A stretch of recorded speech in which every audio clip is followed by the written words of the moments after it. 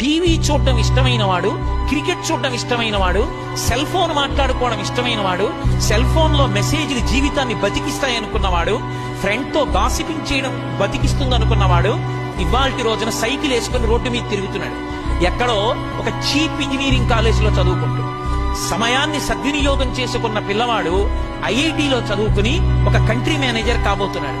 నేను మీతో ఎందుకు అత్యంత ప్రేమతో ఈ విషయం చెప్తున్నానంటే, హితశత్రువుని గుర్తించాలి.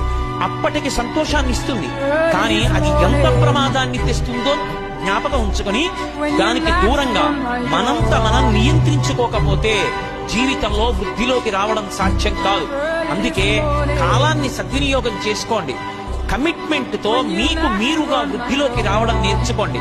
మీ చదువుతో పాటుగా సంస్కారము అన్న మాటకి పెద్దపీట వేసి ప్రాధాన్యత ఇవ్వండి.